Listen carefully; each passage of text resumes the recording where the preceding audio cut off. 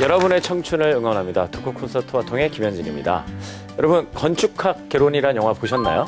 네. 야, 이 건축학 개론 하면 어떤 게 떠오르세요?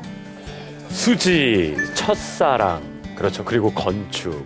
그야말로 이제 이 건축 그 내용에서 이러죠. 옛 대학교 때 첫사랑이 건축가인 옛사랑에게 찾아와서 집을 만들어달라고 요청하면서 추억에 대한 이야기를 풀어가는 영화였습니다.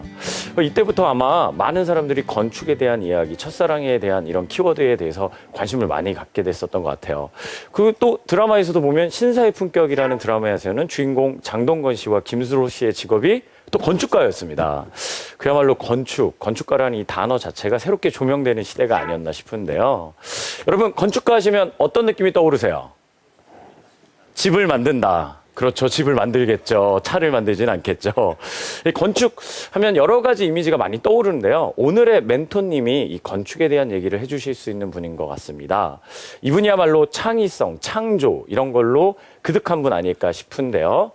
아시아인으로선 최초로요. 프랑스에서 가장 권위 있는 건축상을 받으신 분입니다. 여러분, 오늘의 멘토 백희성 멘토를 소개합니다.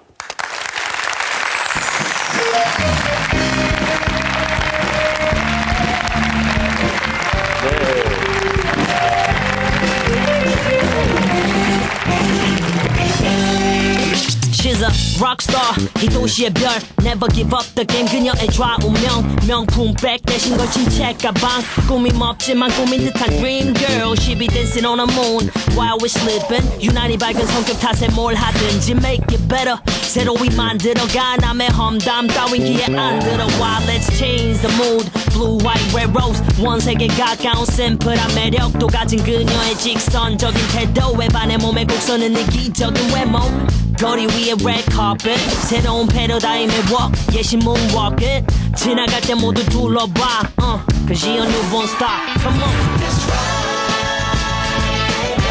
yeah. We fall in love again Didn't look to play your game 반갑습니다. 반갑습니다. 예, 뵙고 싶었었는데요. 저희 화통 식구들에게 한마디 인사해 주시죠. 네. 이렇게 만나 뵙게 돼서 정말 영광입니다. 반갑습니다. 백희성입니다. 네. 왠지 이 건축가라는 직업에 대한 여러 가지 영화나 드라마를 통해서 많이 접하긴 했는데요. 실제로 건축가라는 직업은 어떻다고 이렇게 한마디로 정의 내릴 수 있을까요? 어떠세요? 삶이요? 아까 들어오기 전에 들어보니까 그 두 가지 영화 하나랑 이제 드라마를 말씀해 주시더라고요. 그 건축학 개론이랑 그 신사의 품격. 신사의 품격은 좀 쇼고요. 실제로 건축가는 그렇게 한가하지 않습니다. 굉장히 바쁘고요. 이렇게 바람둥이의 연애를 이렇게 할 수 있는 그런 직업이 아닙니다. 엄태웅 쪽이 좀 많이 가깝죠. 그래서 건축학개론은 제 친구들이 그런 얘기를 하더라고요. 보지 말라고. 우리 이야기라고. 제가 97학번이거든요. 거기 엄태웅도 아마 97학번으로 알고 있습니다. 그래서 저희 그 동기들은 그거 보고 많이 울었습니다. 네, 저희 옛날 생각도 나고 해서. 예. 야, 갑자기 숙연해졌어요. 예. 뭔가 이제 또 역시 영화와 그죠? 드라마와 현실과는 또 비슷한 것도 있고 다른 것도 있군요. 자, 저희 화통에 오시면 피하실 수 없는 게 있죠. 저희 멘토님의 프로필 최승희 아나운서가 준비하시죠? 네, 안녕하세요. 소통남 아나운서 최승입니다. 저도 개인적으로 토목공학과를 나와서 약간 건축하시는 분들은 약간 이웃의 느낌이 나곤 해요. 그래서 아무래도 오늘 좀 관심도 많이 갖게 되고 그래서 그런지 준비도 더 잘하게 됐습니다. 오늘의 화통 멘토 이름 백희성. 모두가 안 될 거라고 말하는 공모전에 무작정 들이대기.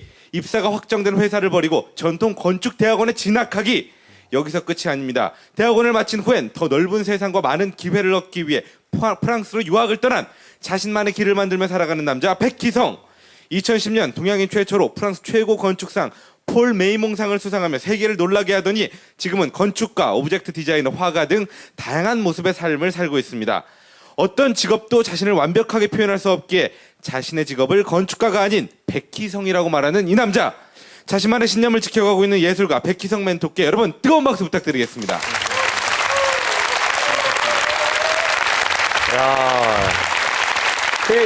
근데 아까 들어보니까요. 아시아인으로서는 최초로 이 프랑스에서 권위적인 상을 수상하셨다고 해요. 폴 메이상이라고 하는 메이몽상. 폴 메이몽상. 받았을 때 기분이 어떠셨습니까? 아시아인 최초로 이런 상을 받으셨는데. 당연히 좋았고요. 사실 근데 앞에 최고자는 좀 빼고 싶어요. 왜냐하면 최고라는 그 수식어는 사실 굉장히 주관적인 거기 때문에 그냥 프랑스에서 아시아인 최초로 젊은 건축가에게 주는 상을 받았다. 이 정도까지만 이해해 주시는 게 제가 더 편합니다. 자, 오늘 강연 주제 굉장히 그 어느 때보다 기대되는데 어떤 이야기를 저희들에게 들려주실 건가요? 네, 이제 직업과 이제 꿈. 사실 이제 꿈이라고 하면 이제 좀 뭉뚱그리진 어떤 개념이긴 한데 그냥 자기가 좋아하는 일과 직업과의 어떤 상관관계 이런 이야기를 좀 중점적으로 하려고 합니다. 예, 여러분 기대되시죠? 네, 여러분 큰 박수와 함께 강연 청해 듣도록 하겠습니다.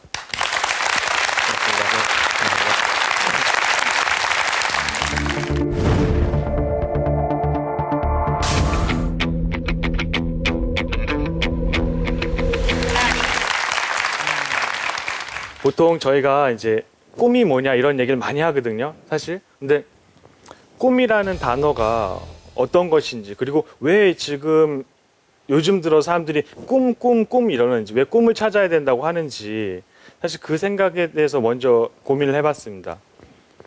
저 같은 경우 사실 처음부터 꿈이라는 단어를 쓰진 않았고요. 그냥 제가 좋아하는 일, 하고 싶은 일을 하면서 살다 보니까 이걸 남들에게 설명하기 위해서 적절한 단어가 없었어요. 그래서 꿈이란 단어를 쓴 것뿐입니다. 그리고 지금 여러분들이 꿈을 찾고자 하는 이유는 딱 한 가지라고 생각해요.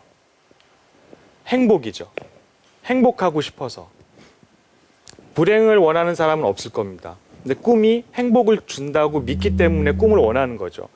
근데 아이러니하게도요, 꿈이 없어도 행복할 수는 있습니다. 꿈은 조금 다른 겁니다. 꿈이랑 행복이랑은 상관관계가 아니라고 생각해요, 저는요. 어렸을 때 꿈이 뭐냐고 물어보면 엄마 꿈이 뭔데? 네가 제일 좋아하는 거, 앞으로 네가 계속 하고 싶은 거. 그럼 아이들은 이렇게 얘기합니다. 나 그림 그리는 거 좋아.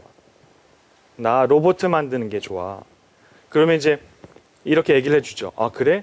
네가 그리는 게 좋으면 너는 화가가 돼야 되는 거야. 네 꿈은 화가야. 라고 얘기를 해주죠. 그리고 로봇을 만들고 싶다 이러면 과학자라고 딱 정의를 내려줘요. 그리고 그 아이는 크면서 자신이 그림을 그리기 위해서 화가가 돼야 된다 생각합니다. 그리고 어느 순간부터 열심히 그림을 그려요. 그리고 공부도 하고 나중에 화가가 됐는데 자기가 정말 원하는 꿈이 아니라고 말합니다. 제 친구 얘기를 하나 해드릴게요. 이 친구는 프랑스에서 되게 예술가 집안에서 나온 친구예요. 태어난 친구인데 어렸을 때부터 굉장히 그림을 잘 그려서 주변에 관심을 많이 받았습니다. 이 친구는 항상 어렸을 때부터 그리는 게 좋다고 그랬어요. 그리는 게 꿈이라고 그랬어요.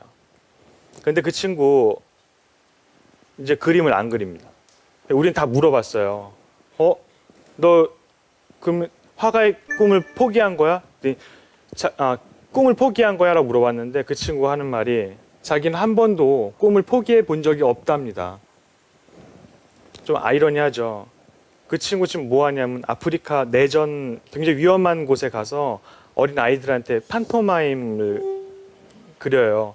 허공에다가 그림을 그린다고 생각하는 거예요, 자신은.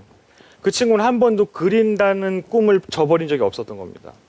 직업하고요, 꿈은 완전히 다릅니다. 꿈은 동사 형태로 존재합니다. 그리고 직업은 명사 형태로 존재하죠. 직업은요, 꿈을 위해서 사용할 수 있는 도구 같은 겁니다. 저도 지금 건축가 그리고 디자이너, 디자인 여러 가지 명함 디자인도 하고요, 오브젝트 그냥 소품 디자인도 하고 그리고 화가로 또 활동을 하고 있습니다. 그 외에 이제 지금 최근에 이제 작가로 이제 책도 내고 있고요. 사람들은 제가 너의 정체성이 뭐냐, 넌 도대체 뭐 하는 사람이냐 물어봅니다. 근데 저는 한 번도 제 정체성을 잃어본 적이 없어요. 저는 새로운 생각을 만드는 작업이 제겐 꿈이었어요. 그게 건축가도 됐고 디자인도 됐고 화가도 됐고 글도 사실 없는 거에서 뭔가를 만들어내는 거잖아요. 그걸 보고선 저는 이제 한 번도 꿈이 명사화된 적이 없었던 거죠.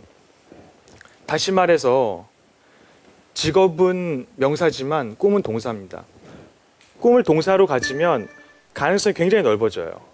저희가 이제 살면서 꿈을 갖는 것도 굉장히 중요한데요. 그 이상으로 중요한 게 어떻게 그 꿈을 갖고선 살아가느냐가 더 중요해요. 꿈을 찾는 것도 어렵긴 한데 찾는 방법도 나중에 제 개인적인 생각을 말씀드릴게요. 근데 그거보다 더 중요한 것이 어떻게 살아가느냐. 사실 저희는 항상 경쟁 속에 놓여 있잖아요. 아마 여기 친구들도 굉장히 매번 시험 때문에 고통스럽고 많은 수험생들이 항상 경쟁 속에 노출되어 있습니다. 저는 경쟁을 피할 수는 없다고 생각해요. 어차피 경쟁 속에 놓여질 수밖에 없는 세상이라고 생각을 합니다. 그렇지만 조금 다른 식으로 경쟁을 바라보면 스스로에게 굉장히 안정감과 평안함을 줄 수도 있어요. 예를 들면요. 그 레일이 있어요. 그 달리기 하는 레일입니다. 모두 쫙 일렬로 섰어요. 달리기 시작해요. 준비 여기 땅 하고 달렸는데 모두들 앞으로 달리고 있는데 저는 뒤로 달리고 있어요. 그럼 사람들이 봤을 때 점점 더 멀어지니까 나고자로 보이죠. 근데 곰곰이 생각해 보면 저는 뒤로 달리는 게 아니라 목적지가 다른 곳으로 향하는 걸 수도 있어요. 저도 한때 세계 최고의 건축가가 되고 싶다는 명사형 꿈을 가져본 적이 있어요. 그러니까 매번 경쟁할 수밖에 없었고 매번 싸워야 됐어요. 그리고 매번 실망하고. 근데 제가 진짜 원하는 꿈이 명사가 아니라 동사라는 걸 알게 됐어요. 새로운 생각을 만드는 것. 그러니까 남들이 모두 그 결승점으로 뛰고 있을 때 전 딴 데로 뛰고 있는 거예요. 다른 사람들이 봤을 때는 전 나고자였죠. 건축을 하다 갑자기 디자인을 하고 싶어서 건축회사를 그만두고 디자인을 막연하게 디자인을 하겠다고 뛰어나간 거예요. 그림도 그렇게 시작한 거고. 사람들 모두 다 제가 나고했다고 생각했어요. 그리고 제가 사회에 적응을 못한다고 생각했습니다. 근데 저는 다른 걸 본 거예요. 다른 목적지를. 다시 말해서 같은 경쟁선상에 놓여있지만 저는 다른 곳을 본 거죠. 그리고 지금에 와서야 모든 제 동료들이 지났던 그 통과 지점을 지나요. 그럼 사람들은 저한테 그런 얘기를 합니다. 이제 왔어? 이제? 그동안 뭐 한 거야? 근데 저는요, 그 통과 지점에 멈추지 않아요. 그냥 지나가요. 고등학교를 졸업하고 대학을 들어가요. 대학을 들어가면 모두들 멈춰요. 대학이라는 그 목적지에 멈춰서 뭐 정신없죠. 왜냐하면 이제 열심히 해서 대학교 왔는데 앞으로 뭐 해야 될지 아무도 가르쳐준 적이 없어요. 거기서 끝이 아니에요. 대학을 졸업하고 나서 취업을 해요. 취업을 할 때까지 열심히 달려요. 취업 전선에 딱 합격을 했어요. 그 다음부터는 뭘 해야 될지 몰라요. 다들 어떤 현상이 일어나면 똑같은 목적지에 모여서 아웅다웅하고 있어요. 앞으로 어떻게 해야 되지? 그러다가도 어떤 사람도 빨리 치고 나가기도 하지만 대체적으로 사람들이 그 목적지에 다다르면 멈춰요. 저는요, 뛰지는 않았지만 계속 걸어갔어요. 그리고 그 목적지를 그냥 지나갔어요. 저한테 목적지가 아니었어요. 그냥 통과 지점이었죠. 결국 다시 말해서 목적지가 모두 다를 수 있다면 저희는 경쟁에서 잘 올 수 있어요. 자 떠나야 해 길을 나서야 해 어딜 향해 가는지 몰라도 어디서부터 난 잘못됐을까 모든 건 내 맘 같을 수 없잖아. 많은 분들이 실패를 참 싫어해요. 두려워하시고. 그렇죠? 실패 싫죠? 예를 들면 어린 친구들한테는 시험 망했어요. 그럼 그것도 일종의 실패죠. 화가 나죠. 그리고 젊은 또 이제 20, 30대 분들한테는 실패는 자기가 원하는 일을 할 때 잘 안 되는 경우 굉장히 두렵죠. 그래서 무슨 일을 하기 전에 항상 두렵고 그리고 실패가 나한테는 오지 않았으면 하는 바람이 있죠. 근데 아이러니하게도요, 실패는 항상 우리 옆에 있어요. 저는 실패를 좀 좋게 보려고 하고 있어요. 많은 분들이, 주위 분들이 저를 평가하는 기준은 제 성과예요. 근데 저는 제 스스로를 평가하는 기준은 실패예요. 제가 공모전을 굉장히 많이 했어요. 이제 국제 공모전도 지금도 계속 건축가로서 활동을 하고 있고요. 지금 최근까지 재보니까 72번 떨어졌더라고요. 그리고 몇 번의 당선. 근데 몇 번의 당선이 모두들 저를 이렇게 높게 봐주시죠. 근데 저는 72번의 낙방이나 실패를 더 높게 봐요. 제가 8년 전에 프랑스로 유학을 갈 때 이런 글을 써놨습니다. 노트에 보니까 이런 글을 써놨더라고요. 지금 상태 인용하면 성공이란 사막을 건너면서 만나는 오아시스 같은 거다라고 적어놨어요. 어떤 거냐면요, 되게 달콤해요. 오아시스에 앉으면 너무 달콤해요. 계속 물 마실 수 있고 평온해요. 근데 사막 횡단할 생각을 안 해요. 성공에 집착하면 거기 안에서 아웅다웅 되어 있는 거예요. 나갈 생각이 없죠. 근데 실패는 저는 그때 이렇게 적어놨어요. 죽음과 싸운 사투라고 적어놨어요. 다시 말해서 50번, 60번, 70번 그 죽음과의 사투를 이겨낸 제 자신이 너무 자랑스러운 거예요. 그리고 그런 마인드 때문에 계속해서 사막을 횡단하고 또 다른 사막을 횡단할 자신감이 생긴 거예요. 성공이 저에게 자신감을 준 게 아니라 실패가 저한테 자신감을 준 거죠. 그리고 좋아하는 일을 하는데 실패가 없을 거라는 상상은 정말 이기적인 상상이에요. 보통 자기가 좋아하는 일을 하면요, 제일 먼저 오는 건 실패예요. 잘 안 돼요. 하고 싶은 걸 하면 이렇게 되겠지. 예를 들면 가수가 되고 싶어요. 노래를 잘 불러요. 그러면 가수라는 목적지만 생각하죠. 명사형 꿈만 생각하죠. 근데 그 사이에 엄청난 실패가 있어요. 근데 실패는 나쁜 게 아니에요, 제가 보기엔. 왜냐면요, 똑같은 실패를 해도요, 모두 다 다른 경험을 얻어요. 제가 프랑스에서 팀을 꾸려서 큰 프로젝트에 참여를 했어요. 근데 떨어졌어요. 낙방했어요. 근데 낙방인데도 불구하고 모든 그 팀원들이 얻는 교훈이 다 틀려요. 그거는 누가 옳고 그르냐가 문제가 아니에요. 모두 다른 경험을 얻는 거예요. 저는 가끔씩 그런 얘기를 해요. 준비 없이 도전해 보는 것이 이로울 수가 있다. 사실 무슨 도전할 때 여러분 굉장히 열심히 준비하죠.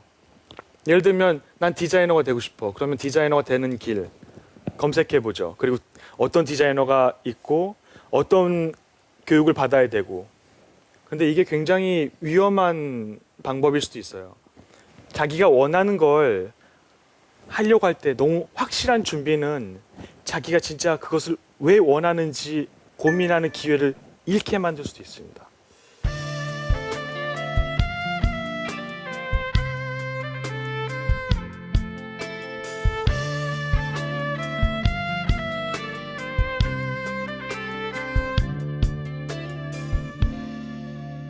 많은 분들이 저한테 물어봐요. 어떻게 꿈을 찾았습니까? 어떻게 꿈을 동사형으로 알게 됐죠? 그리고 지금까지 경험했던 이 모든 것들은 어떻게 알게 된 거죠? 라고 많이 물어봅니다. 저는요, 운이 좀 좋은 편이었어요. 전 기억력이 안 좋습니다. 굉장히 안 좋습니다. 학교 다닐 때 선생님들이 저보고 이제 별명을 아메바라고 지어주셨었어요. 정말 잘 까먹어요. 그래서 기록할 수밖에 없었어요. 얘기해 주는 걸 적을 수밖에 없었고요.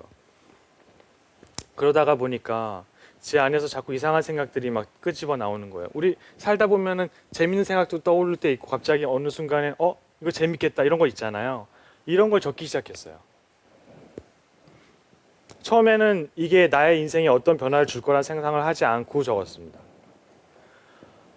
정말 엉터리 같은 것도 적고요. 말도 안 돼. 막 진짜 아주 마음껏 적었어요. 1년 정도 지나니까요. 신기한 현상이 일어났습니다. 이 기록 속에 있는 백희성이랑 저랑 다르게 느껴지는 거예요. 제가 아닌 것 같아요. 나는 이런 사람이 아닌데 왜 이 기록 속에는 다른 사람이 이건 내가 아닌데 이런 생각이 드는 거예요. 너무 호기심이 생겨서 그때부터 그 기록을 더 열심히 하기 시작했습니다. 그리고 그때부터 이 기록지의 이름을 제 스스로는 이렇게 생각했어요. 나에 대한 보고서다. 지금은 이제 부드럽게 자기 관찰 노트라고 이름을 지었지만 그 당시에는 나에 대한, 백희성에 대한 인생 보고서라고 생각하고서 적기 시작했습니다. 그리고 적는 방법도 아주 좀 특이하게 적었어요. 여러분 자신의 생각들을 적는다고 할 때 보통 따라오는 안 좋은 것이 하나 있어요. 장식이요. 미사여구. 생각은요, 정리된 문장이 아닙니다. 주어, 목적어, 동사가 아니에요. 주어, 목적어, 동사. 그리고 글이 아닐 수도 있어요. 그림일 수도 있고요. 그럼 모든 걸 이쁘게 적으려고 하지 않았어요. 막 정신없이 무식하게 막 적었어요. 어느 순간 이렇게 적다 보니까 재밌는 현상이 일어나는 게 그 기록 속에는 제가 생각한 것보다 더 다양한 백희성들이 있더라고요. 지금까지 14년을 적었습니다. 앞으로도 계속 적을 거고요. 죽을 때까지 적을 생각이에요. 그리고 3년 정도가 지나니까 내가 진짜 원하는 게 뭔지를 알겠더라고요. 보통 자신이 원하는 것을 이야기할 때요. 제 경우는 그랬어요. 보통 처음에 자기가 원하는 걸 이야기할 때 자기가 진짜 원하는 것은 한 30% 정도 있고요. 나머지 30%는 부모님이 원하는 걸 수도 있고요. 나머지 30%는 주변 사회적인 40%는 주변 사회의 어떤 영향. 지금 요즘에 어떤 것들이 더 이슈가 되고 좋다더라. 복합적으로 구성이 돼서 원하는 게 만들어져요. 근데 기록을 하면요. 정말 내가 진짜 원하는 게 뭔지를 알 수가 있어요. 근데 시간이 걸려요. 한두 달에서 되지 않습니다. 만약에 자신이 진짜 원하는 것을 찾고 싶으신 분이 계신다면 전 자기 관찰 노트를 추천하고 싶어요. 아주 자유롭게, 어떠한 틀도 없이, 아주 거칠게.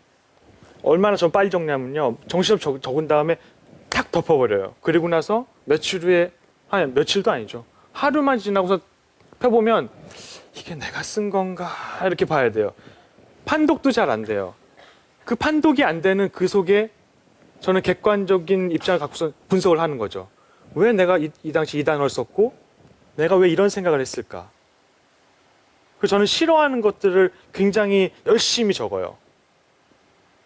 싫어하는 것은 어떻게 보면 자기 내면에 감춰져 있는 또 다른 상처나 아니면 또 다른 장벽일 수 있거든요. 여러분, 나이가 들면서요, 저희는 창의력이 없어지는 게 아닙니다. 마음속에 싫어하는 것들이 하나씩 차곡차곡 쌓여서 그런 것들 때문에 세상을 크게 보지 못하고 점점 좁게 보게 되는 거예요. 저는 그렇게 판단했어요. 싫어하는 걸 왜 싫어하는지 파헤쳐보고 그리고 그 싫어하는 것 속에서 과연 내가 무엇을 발견할 수 있는지. 예를 들면요. 프랑스 파리의 지하철 혹시 경험해 보신 분이 있으실지 모르겠습니다. 굉장히 더럽죠. 온갖 오물 냄새, 사람 땀 냄새, 찌든 냄새. 저는 파리 지하철이 너무 싫었어요. 한국 지하철 깨끗하잖아요. 너무 더러워서 친구한테 그 얘기했어요. 너무 더럽다, 짜증난다. 그리고 싫은 걸 적었어요. 파리 지하철은 더럽다. 나중에 어떤 친구랑 같이 그 지하철 가다가 그 노트 펼쳤는데 그 페이지가 펼쳐졌어요. 그래서 물어봤어요, 친구한테. 야, 파리 지하철 정말 더럽지 않냐? 진짜 냄새나고 좀 깨끗이 바꾸면 얼마나 좋아. 뭐 200년, 100년 넘게 오래됐으면 뭐해? 너무 더럽잖아. 그 친구가 저한테 이 얘기를 해주더라고요. 왜 파리 지하철이 더럽다고 생각해? 더러운 게 뭔데? 냄새가 나는 게 더러운 거야? 파리 지하철은 부자도 타고 가난한 사람도 타고 그리고 집이 없는 사람들도 살아. 이 사람들이 언제 한번 한 공간에 다 한번 모일 수 있을까? 어떻게 보면 굉장히 아름답고 숭고한 공간 아니야? 너의 더럽다는 개념이 도대체 어디에서 나온 거지? 근데 그 얘기를 딱 듣는 순간 소름이 돋았어요. 저희 할머니가 농사를 지으시는데 전 저희 할머니 손이 너무 좋아요. 흙이랑 온갖 때가 묻어 있지만 저는 할머니 손이 너무 좋아요. 그때 느끼게 된 거죠. 더러운 게 내가 더럽다고 생각했던 그 더러움이 다른 더러움이 그게 오히려 아름다움이 될 수도 있겠구나. 생각이 조금씩 바뀌기 시작해요. 그러면서 안 보이던 것들이 보이기 시작하죠. 파리 지하철이 아름답게 보인 다음부터는 파리 지하철에 어떤 공간이 있으면 어떻게 조금만 바꿔주면 더 다양한 사람들이 서로 교류할 수 있을까? 이런 상상을 하게 되는 거예요. 그래서 파리의 친구들과 그 프로젝트를 또 준비하고 있어요. 싫어하는 걸 좋게 바꾸면요, 감동이 와요. 좋은 걸 좋게 만드는 건 감동이 아니에요. 싫은 걸, 나쁜 걸 좋게 만들면 굉장히 아름답고 좋은 것들이 돼요. 그리고 이 기록들을 많이 하다 보니까 직업들도 벗어날 수 있게 됐어요. 제가 진짜 원하는 게 건축가가 아니었다는 걸 기록을 통해서 알게 된 거예요. 저는 만드는 게 좋았던 사람이에요. 새로운 생각들을 끄집어내고 그거를 만드는 게 좋았던 거죠. 건축만 그걸 해결해 주는 게 아니라는 걸 알았거든요. 경력을 많이 쌓고 계속 건축을 갈 수도 있지만 그 길도 맞아요. 근데 저 같은 경우는 한 번 사는 인생 다른 여러 가지 직업들을 다 경험해 보자라는 생각으로 취지를 바꾼 거예요. 물론 한 가지 직업에서 최선을 다하는 분들도 저는 굉장히 존경합니다. 하지만 자신이 하고 싶은 모든 것들을 해보는 삶도 나쁘지 않다는 거예요. 제가 말씀드리고 싶은 건 이렇게 살라 저렇게 살라가 아니에요. 저는 그렇게 얘기할 수 있는 자격이 없는 사람입니다. 단지 백희성 이 사람이 이렇게 살아온 방식도 삶의 일부라는 걸 알게 된 거죠. 다시 말해서 모든 사람이 다 각자 자신의 삶을 살아야 된다고 생각한 거예요. 자신이 진짜 좋아하고 자신이 원하는 길을 가야 된다고 생각한 거죠. 그게 한 가지 직업이 될 수도 있고 여러 가지 직업이 될 수도 있다고 생각하는 거예요. 기록이 저한테 계속해서 다른 분야로 뛰어들 수 있는 기회를 줬어요.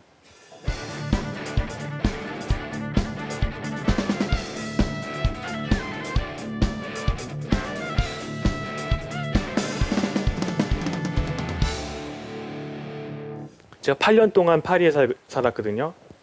프랑스에 살았죠. 이사를 좀 했으니까요. 파리에 살면서 밖에서 보면 너무 아름다운 집들이 있어요. 근데 안에 들어가 보고 싶잖아요. 근데 들어갈 방법이 없잖아요. 그래서 문 앞에 서요. 가만히 서 있어 기다려요. 이렇게 사람 안 나오나.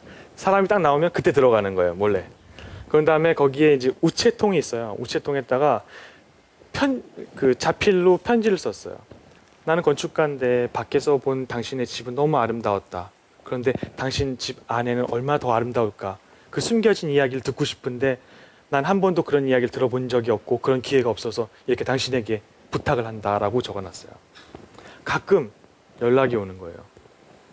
그러면 이제 가면 거기 사는 할머니들이 보통 혼자 사시는 할머니들이 저한테 이제 문을 열어주세요. 그리고선 그 할머니들하고 하는 이야기들을 모두 기록했죠. 너무 아름다운 이야기가 많았어요. 예를 들면 바닥이 너무 오래돼가지고 나무 바닥이 썩어가지고 소리가 나는 거예요. 밟으면 삐그덕 소리가 나는 거예요. 그래서 할머니 제가 건축가니까요. 이거 고쳐드릴 수 있어요. 제가 이거 드러내서 안에 좀 고치고 새로운 나무 끼면 썩은 나무 걷어내고 끼면 고칠 수 있습니다. 그랬더니 할머니가 그 얘기를 해주시는 거예요. 절대 안 된다고. 왜요? 이게 얼마나 불편한데요. 그랬더니 돌아가신 할아버지가 평생 그 자리에서 흔들의자에 앉아서 책을 보셨대요. 흔들의자 때문에 나무 마루가 좀 빨리 상한 거예요. 지금은 할아버지도 안 계시고 흔들의자도 없어요.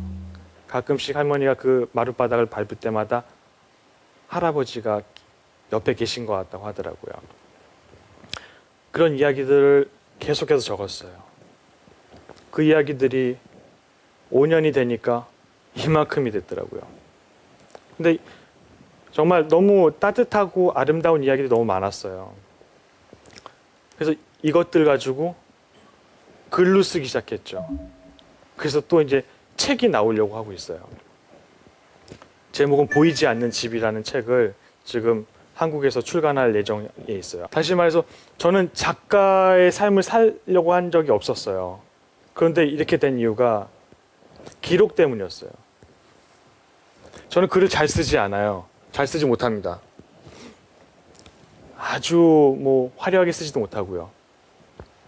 그런데 14년 동안 제가 제 나름의 제 방식의 글을 쓰는 연습이 된 거예요. 14년 동안.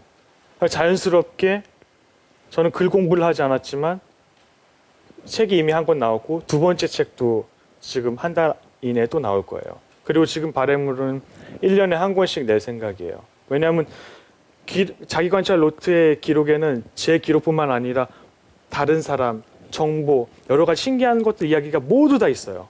그러니까 무슨 이야기든 글이 되고 책이 되는 거예요. 기록은요, 제가 만들어낸 창작물이 아닙니다. 이미 오래전부터 선조들이 만들어 온 좋은 방식인 거예요. 저는 그걸 이용했을 뿐이죠. 저는 기록을 통해서 꿈이 동사인 걸 알았어요. 그리고 직업은 명사였고 직업은 꿈을 위한 도구라는 걸 알았고요. 여러분들도 저는 강요를 할 생각 없습니다. 여러분들도 자신이 원하는 꿈을 얻고자 한다면 충분히 실패를 감내해야 된다고 생각하고요. 그리고 충분히 시간을 들여야 된다고 생각을 해요. 저는 3년이 걸렸지만 여러분들은 확실한 자기 꿈을 찾겠다는 목적을 가지고 한다면 1년 안에도 가능할 거라고 생각해요. 이 외에도 기록은 정말 다양한 방법으로 우리 주변에 쓰일 수 있어요. 다 이야기하지 못한 게 너무 아쉽고요. 여러분들도 이 기록을 통해서 좀 더 나은 행복한 여러분들의 꿈과 미래를 이루시길 바라면서 이상 강연을 마치도록 하겠습니다. 고맙습니다.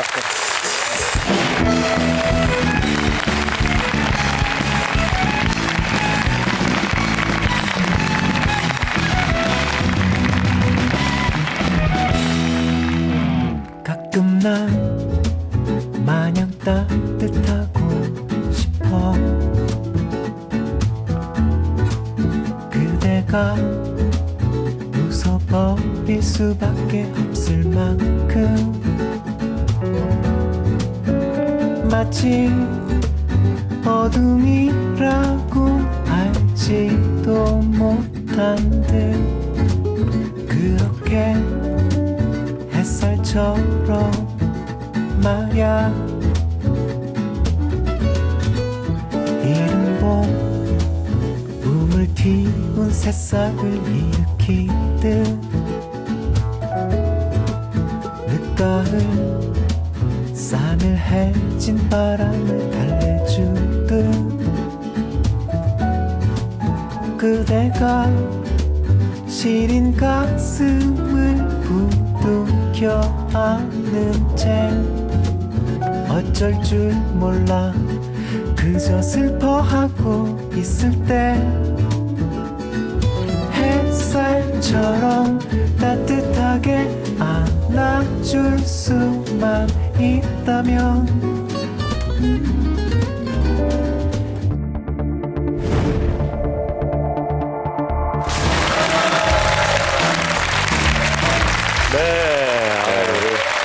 멘토님의 강연 잘 들었습니다. 저는 쭉 들으면서 뭐 열심히 노력하고 사는 것도 참 중요하지만 역시 어떤 관점이든 또 다르게 바라보면 또 거기서 오는 또 그 어떤 자기가 받아들이는 느낌 자체가 달라지는 게 아닌가 하는 그런 생각이 들었어요. 우리 승희 씨는 어땠어요, 소감? 저는 요즘 제가 고민하는 것 중에 하나가 우리가 뭐 훈수가 구단이란 말이 있잖아요. 남 일은 참 지적도 잘하고 잘 보이는데 내 일은 이렇게 잘 처리를 못할까 이런 생각을 많이 했었는데 사실 내가 제일 나를 잘 안다고 하지만 내가 보는 나는 참 주관적이잖아요. 내가 나를 객관적으로 볼 수 있으면 얼마나 좋을까 이런 생각을 했는데 오늘 그 방법을 찾은 것 같아서 굉장히 후련한 시간이었습니다. 고맙습니다. 예. 우리 멘토님은 여러 가지 활동을 하고 계시잖아요. 뭐 건축가이시기도 하고 아까 뭐 디자이너이시기도 하고 화가로서도 활동을 하고 계시다고 하는데 그래서 어쨌든 건축이라는 단어를 놓고 이야기를 해보면 우리 백희성 멘토님께 건축이란 무엇인가요? 저한테 건축은 정말 감사한 이제 도구죠. 그냥 고마운 도구고 건축이 아니었으면 사실 제가 기록을 할 생각도 하지 않았을 거예요. 그러니까 그리고 건축을 배우면서 건축이라는 게 사실 여러 분야를 갖다가 같이 고민하고 알아야 되는 직업은 맞거든요. 그래서 네. 저한테 가장 밑바닥에 깔려 있는 가장 고마운 제 꿈을 위해서 제가 쓸 수 있는 가장 좋은 무기고 가장 고마운 도구죠. 저는 그렇게 생각하고 있습니다. 인생을 살아갈 때 가장 어떻게 보면 힘들고 이럴 때마다 생각날 수 있는 가장 밑바탕의 그렇죠. 첫사랑 같은 느낌. 첫사랑. 아, 네, 알겠습니다. 네. 건축이랑 첫사랑이랑 왠지 잘 맞아요, 그렇죠? 그렇죠. 예, 저만 느끼는 건 아닐 거예요. 아이디어 관리하는 법이라고나 할까요? 그것도 다 메모를 활용하시는 건가요? 네. 그리고 제 노트는 정리가 안 돼 있어요. 정말 궁금하네요, 그 노트. 예. 가져올까요? 예. 이제 대기실에 있는데 어. 항상 들고 다니거든요. 아, 그래요. 화장실 갈 때도 들고 다니고요. 예, 좀 그러면- 보여주시죠. 지금 예. 뭐 가지러 가셨습니다. 저희 스텝이. 데스노트 이후로 이렇게 남이노트가 궁금한 건 그렇죠. 처음인데. 예, 맞아요. 말씀하고 계신 사이에 예. 제일 중요한 예. 게 뭐냐면 데스노트 이후로 가장 신비의 노트가 지금 아, 자주 우리 제가 멘토님의 검열 좀 한번. 예, 한번 봐주시죠. 저희 이름 예. 있고 이런 거 아니죠? 네. 저 지금 옆에서 살짝 보고 있는데 정말 어떤 내용인지 더 궁금해지는데. 암몽을 저희가- 펼쳐서 한번 볼까요? 예, 그러시죠. 네, 궁금합니다. 예, 박수 한번 랜덤으로 주세요, 아무거나. 여러분. 사실 이게 굉장히 속마음을 꺼내놓는 거니까 일기장만큼이나 좀 보여주기 부끄러운 게 아닐까 싶은데. 아, 근데 이걸 예. 저도 설명을 못 해요. 왜냐면 너무 정신이 없어서. 저도 이런 설명 거 좋은데요, 이런 못 거? 해드리겠는 네. 게, 글씨가 보여주시면. 정말 엉망이에요. 본인이 해주셔야겠어요. 제가 원래 해드리는데, 뭐 이런 식으로 뭐 정신이 근데 하나도 없어서. 그림이 저- 굉장히, 예. 예. 글이 있을 수도 있고 아니면 이제 이 중에 뭐 대충 기억에 남는 거 하나만 좀 보여주시면서 시청자 여러분께 소개 좀 부탁드릴게요. 사실 이거를 쓸 때 저는 누구한테 보여줄 생각을 해본 적이 없어요. 그러니까 저는 일기를 좀 싫어하는 편이에요. 일기도 좋긴 하긴 한데 일기는 미래 자신에게 보여주고자 하는 욕망이 좀 있습니다. 그래서 이쁘게 적고 싶죠. 그렇죠. 저는 이거 어떤 거냐면 지금 자기 자신에게 지금 던지는 질문이거든요. 창피하긴 한데 돈이 벌고 싶은 거냐? 아니면 이목이 끌고 싶은 거냐? 아니면 하고 싶은 일인 거냐? 제가 어떤 일을 할 때 갑자기 이런 고민이 떠올랐어요. 끊임없이 질문해라. 누가 그러더라. 자신을 속이는 것이 가장 위험한 거짓이라고. 스스로 알아야 한다. 돈이 있어도 있는 척하지 말고 없어도 없는 척하지 마라. 있는 그대로 행동해라. 있는 그대로 행동해라. 그게 너답다. 그게 예. 고맙습니다. 저도 못 알아보고 그게 너답다. 희성아. 허구를 쫓는 사람이 되지 말자. 여유하게 움직이는 사람이 되자.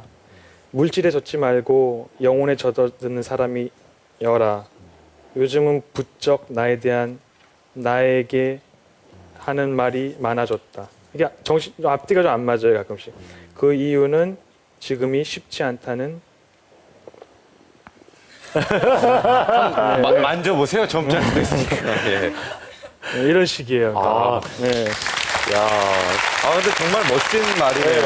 그리고 뭐 아까 뭐 생각나는 대로 막 적는다고 하셨는데 뭐 지금 막 적은 것 치고는 너무 수준도 높고 14년이 됐으니까요. 예. 이제 제 나름대로 쓰는 방식이 조금씩 구축된 거예요. 근데 그래도 지금도 못 알아보죠. 근데 제가 아까 뭐 어떻게 쓰는 게 좋냐고 여쭤봤었는데 중간에 뭐 일기는 내 자신에게 쓰는 거니까 좀 잘 쓰려고 멋을 내지만 정말 편하게 써야 어떻게 보면 솔직하게 나오겠네요. 그쵸. 그냥 막 쓰는 게 답이 맞나요, 그러면? 그렇죠. 그러니까 일단 미사여구나 어떤 장식 이런 것들을 넣게 되면 본질은 흐려져요. 그리고 생각이라는 건 아까 말씀드렸다시피 정말 빠르게 지나가거든요. 네. 좋은 생각이 떠올랐을 때 적으려고 하는 그 펜을 대는 순간부터 생각은 사라지기 시작하거든요. 그래서 다 적고 나서도 완벽히 적혀지지 않아요. 그런데 어떻게 이쁘게 적으려고 할 시간이 있겠어요. 그 시간을 쓰는 그 순간부터 모든 생각 다 변색돼 버리는 거죠. 거짓만 기록이 되는 거죠. 저도 일기를 좀 써본 적이 있어요. 근데 옛날 일기를 보면요. 아이였을 때 썼던 일기를 보면요. 어른처럼 흉내내려고 엄청나게 그 애를 쓴 게 흔적이 보여요. 거기서 오는 건 추억밖에 없어요. 이때 그 어렸을 때 나 자신에 대한 자아는 없어요. 그 자아는 가장 무식하고 가장 험하게. 제가 지금 이건 읽기 좋은 것만 읽어드렸는데 아까처럼 그림이랑 섞여 있는 건 전 읽지를 못해요.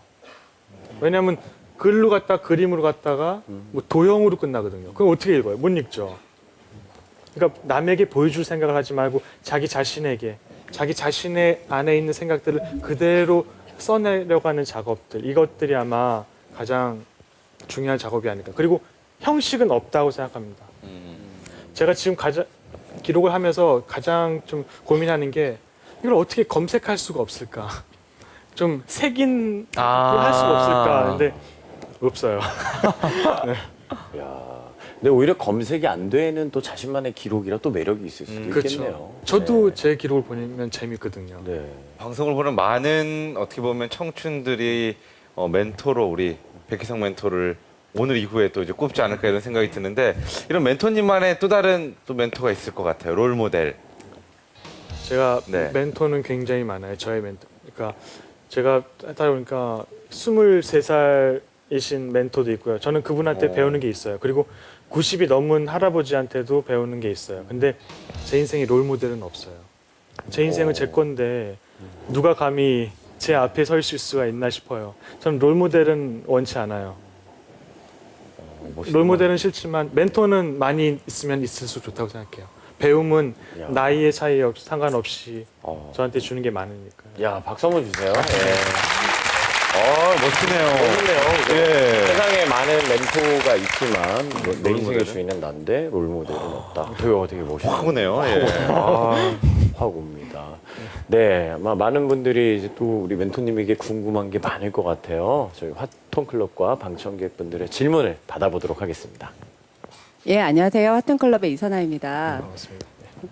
아까 처음에 프로필 안내해 주실 때 프랑스에서 상도 받으셨잖아요. 상도 받으시고 또 도시 프로젝트라고 하지만 저희한테 건축이라는 건 또 집, 가장 가까운 건 집이라고 생각을 해요. 저희가 살고 있는 집. 그 도시 프로젝트나 건축가님이 또 건축 설계하시는 그런 집에 어떤 꿈을 갖고 계신지 그리고 건축가님의 철학이 들어있을 것 같아요. 그런 건축물에 어떤 철학을 갖고 계시는지 그게 궁금합니다. 한때는 저도 이제 건축은 자본이고 예술이면서 동시에 권력이고 자본이라고 생각을 했었는데 집이라는 게 어떻게 보면 굉장히 따뜻하고 그 안에 사는 사람들의 이야기가 굉장히 중요하더라고요. 그 할머니의 이야기도 그렇고 건축을 공부하고 건축을 경험하면서 한 번도 그거를 배운 적이 없어요. 그러니까 너무 충격적이었죠. 그래서 이걸 글로 써야겠다라는 생각을 하게 된 거예요. 그리고 집은 저는 그렇게 생각해요. 건축가분들은 반문하시는 분도 있겠지만 제가 느끼는 건축은 완성된 집을 지어주는 사람이 아니라고 생각합니다. 80% 정도 지어주고요. 나머지 20%는 사는 사람이 차곡차곡 흔적으로 추억으로 채우는 게 그게 집이라고 생각합니다. 그래서 집은 정말 사람을 닮아야 된다고 생각하고요. 제 생각입니다. 네, 다음 질문 들어보도록 하겠습니다. 15살 박준형입니다. 반갑습니다. 네. 일하시면서 가장 힘들었던 포기하고 싶었던 때 저도 그러니까 항상 하고 싶은 일만 하는 건 아니에요. 저도 하고 싶진 않아도 해야 될 일을 하기도 해요. 예를 들면 저도 이제 먹고는 살아야 되잖아요. 아이러니하게도 제가 별로 원하지 않는 분야는 저한테 아주 좋은 페이를 줍니다. 네. 근데 저는 이제 항상 생각을 해요. 그러니까 오래 하지는 못할 일. 그러니까 가장 중요한 건 자기가 제일 좋아하는 일을 하는 게 제일 중요하고 그렇지만 살다 보면 하기 싫은 일도 해야 되는 경우도 있거든요. 근데 저는 제 개인적으로는 그 일을 오래 하지 않아요. 그래서 저는 프리랜서를 선택했어요. 항상 제가 하고 싶은 일만 하면요. 거기에만 빠져가지고 전체를 못 보는 경향이 있거든요. 잠시 빠져나와서 현실을 보는 것도 굉장히 저한테는 좋은 기회이기 때문에 그래서 저는 프리랜서로 사는 삶을 선택을 했죠. 승희 씨 어땠어요 오늘? 저는 진짜 느낀 게 많았어요. 첫 번째 느낀 건 아까 질문 시작할 때 말씀드린 나를 조금 객관적으로 볼 수 있는 것. 많은 분들도 그렇게 느끼셨겠지만 저 개인적으로도 정말 많은 걸 느낀 시간이었고 정말 감사하다는 말씀 드리고 싶네요. 고맙습니다. 예. 우리 이 방송을 보고 계실 이제 젊은 청춘들 중에 나중에 미래의 건축가를 꿈꾸는 그런 사람들이 있을 텐데 현실과 또 꿈에서 방황하는 친구들도 있을 것 같아요. 그분들에게 한 말씀 해주시죠. 네. 그러니까 건축을 하고 싶으신 분들도 있고 디자인을 하고 싶으신 분들도 있고 여러 가지 다른 일을 하고 싶으신 분들도 많이 있다고 생각합니다. 근데 가장 중요한 건 직업 속의 가치는 나 자신이 아니라 직업 위에 서 있는 나 자신이 더 중요하지 않을까 생각합니다. 직업을 원하는 자신의 내면을 들여다보시고 직업보다 사실 자기 자신이 별 모양의 꿈을 갖고 있다고 하면 네모난 직업이란 상자 안에 넣으려고 하면 구겨질 수밖에 없거든요. 구겨지지 않고 자신의 꿈을 온전히 지키면서 직업을 도구로 수단으로 이용할 수 있는 방법들을 찾으시길 바라면서 이상 마치겠습니다. 고맙습니다. 네. 아유, 저는 뭐 건축에 대해서는 잘 모르지만 이제 제가 좋아하는 어떤 건축가분이 그런 얘기를 하시더라고요. 내일은 늦다. 건축가는 미래를 사는 사람들이기 때문에 오늘이 중요하다. 아까 저 얘기하시는 거 보고 관찰 노트도 그렇고 오늘 해주시는 얘기 오늘이 행복해야 된다 이런 얘기 해주시는 거 들으면서 하루하루가 얼마나 더 소중한지 느낄 수 있는 그런 시간이었습니다. 오늘 좋은 얘기 해주신 멘토님께 너무 감사드리고요. 저희 아쉽지만 제이 모닝 노래 들으면서 다음 시간에 다시 뵙겠습니다. 여러분 멘토님께 큰 박수 부탁드립니다. 네.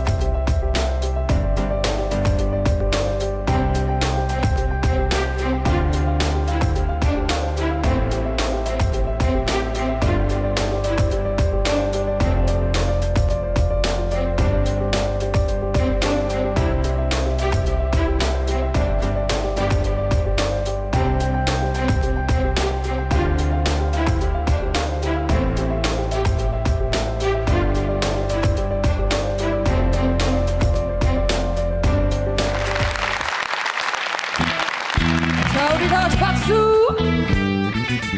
네. 우리 지금 만나 당장 만나 우리 지금 만나 당장 만나 그대 전남 너머로 웃고 있을 너의 표정을 나는 몰라 나는 절대로 몰라 우리 지금 만나 당장 만나 우리 지금 만나 당장 만나 나의 눈이 막혔을 때 네가 웃는지 우는지 나는 몰라 나는 절대로 몰라 아니 벌써 몇 번째 그렇게 가타부타 말도 없이 그렇게 입 꼭 닫고 있으면은 내가 뭐가 돼 진짜 왜 그러는데 아니 내가 기가 뜨거워가지고 그냥 전화기를 왼쪽에 댔다 오른쪽에 댔다 왼쪽에 댔다 오른쪽에 댔다 이게 뭐야 이게 진짜 몇 날 며칠을 고민하다가 내가 정말 큰맘 먹고 물어보는 거거든 내가 평소에 이런 말 하든 너 계속 이럴 거면은 우리 지금 만나 당장 만나 우리 지금 만나 당장 만나 그대 전남 너머로 웃고 있을 너의 표정을 나는 몰라 나는 절대로 몰라 화가 났는지 터져 나오는 웃음을 꼭 잡고 있는 건지 전화기를 어깨로 위에다가 누른 채로 딴짓하는지 졸려 죽겠는데 마지못해 전화기를 한 뺨에다가 얹어놓기만 하고 꾸벅꾸벅 대고 있는 건지 아무리 생각해도 나도 할 말 없네 대답해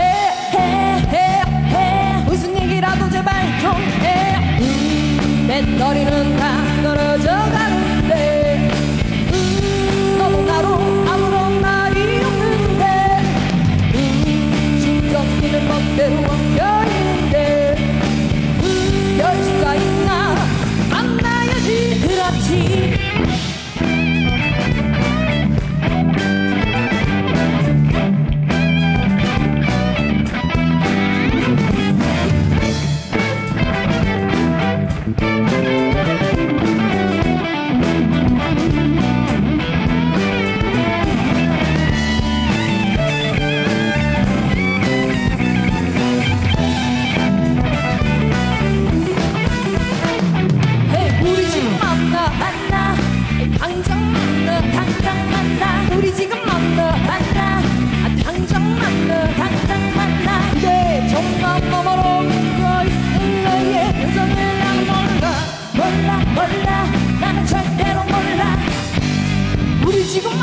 만나 당장 만나 당장 만나 우리 지금 만나 당장 만나 당장 만나 말문이 막혔을 때가 오는지 나는 도저히 모르겠으니까 당장 만나 당장 만나 당장 만나 당장 만나